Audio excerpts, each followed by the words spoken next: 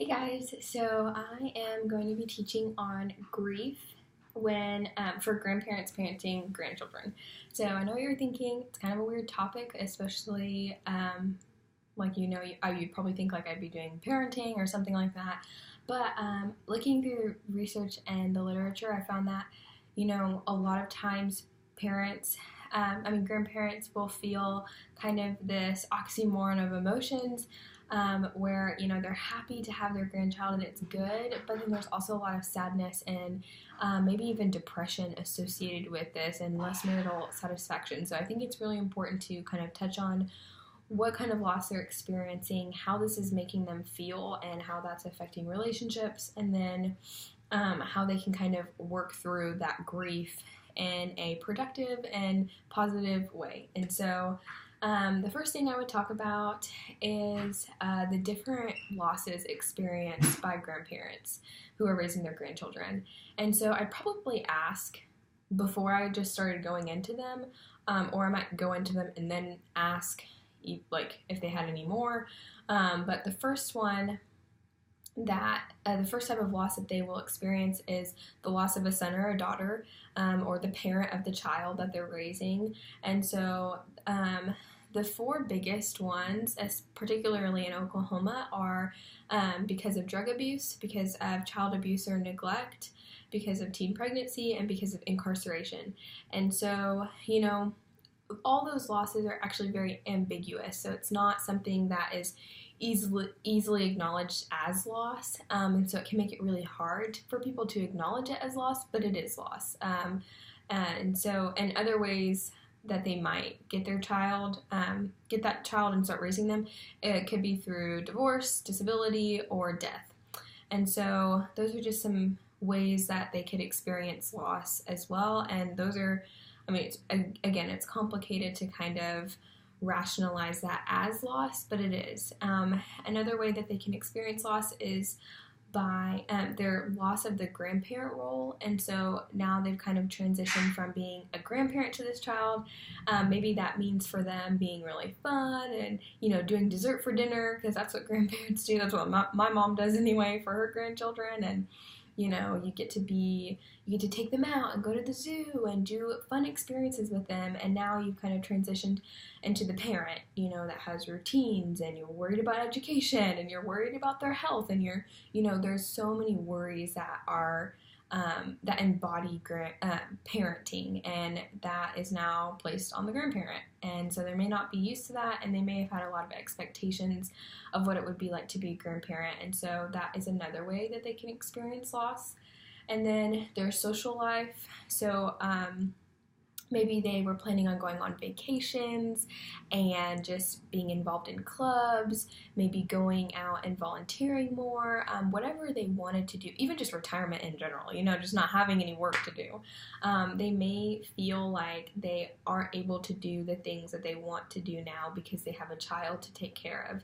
And another part of loss that they could feel is social isolation and feeling like they're not connecting to their friends because their friends are all empty nesters and they're over here with a 5-year-old. So that's another type of loss. And then the big one that I've seen is economic loss. So there's not a ton of laws and policies right now geared towards grandparents who are raising their grandchildren, even though there's been a 30% increase over the past 5 years or something of grandparents who are raising their grandchildren.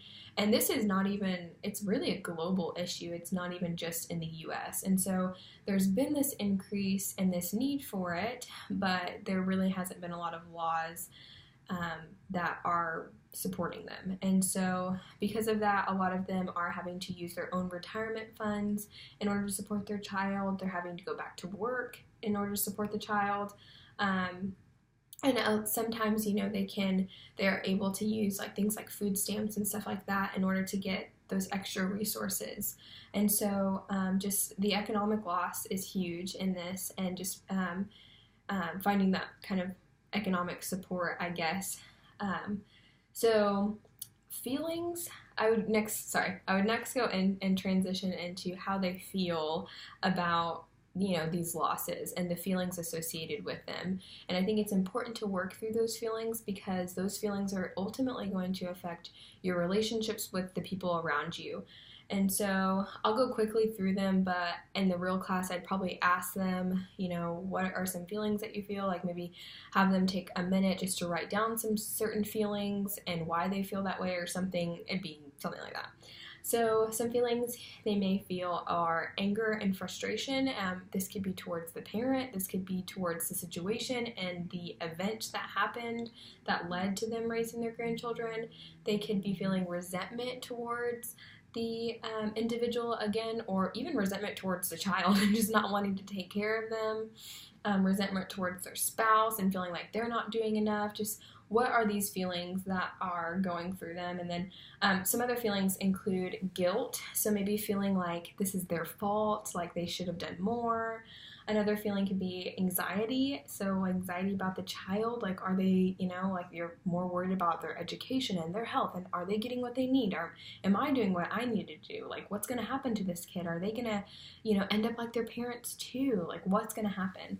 Another one would be self-doubt and just feeling like you can't do it and like you're not doing well enough. Or even kind of more of an extreme one is depression. And grandparents who are raising their grandchildren are more likely than non-custodial grandparents to be depressed and have anxiety. And so that's really important. And I think at this point, I'd probably bring in some information on resources that they can get for parenting their, not for parenting, so for like counseling or maybe therapy or whatever. And then now we'll kind of work through the stages of grief. And since I have taken up a lot of time talking about what I've just talked about, I'll kind of go quickly through it. But basically, the research has moved more from a passive way of grieving towards an active way of grieving.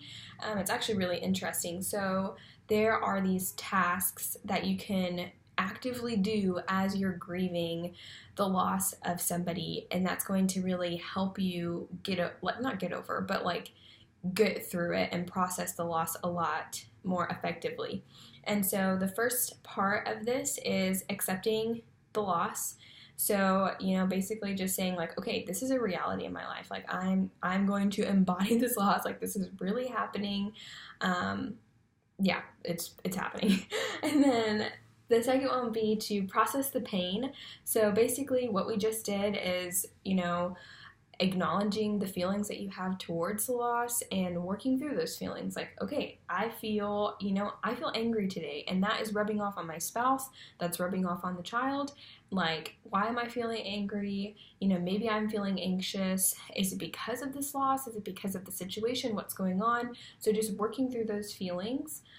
This is going to be really important, just making sure that you have the social support that you need, and getting, maybe counseling or therapy if those feelings are getting very, like too much for you to handle. If you're feeling overwhelmed, if you're feeling like, hopeless, like you can't do this, it's going to be really important for them to get those social supports and finding those people that they can talk to. And then the third step would be adjustment. And so adjustment basically looks like, changing your routine up and making sure that, you're not just making everything the same and trying to keep everything the same that it was, but you're making the proper adjustments in your routine, and that maybe you're creating a room for the child. Hopefully you guys can't hear that, there's a person driving. But anyway, you're creating a room for the child, and you're decorating it, and maybe you're going back to work, and you're just making the proper adjustments that you need to make. And then the fourth one, which is the hardest one, which is emotionally relocating that person in your life. So maybe this looks like acknowledging that your relationship with that person is no longer the same. This could be looking back on memories with that person, the good and the bad, and maybe, focusing on the good and remembering the good things of that person. Maybe it's even just, saying like, okay, am I going to have a bad view of this person, or am I going to have a good view? Like, and how is that view of that person affecting, the way I talk about that person to the child? And so, yeah, just really working through, how do I feel about this person? Is it a good thing? Is it a bad thing? And how is that affecting the way that I talk about that person to the child? And so, yeah, basically, I talked really fast. I know I did, and I probably said a lot, but that's basically it.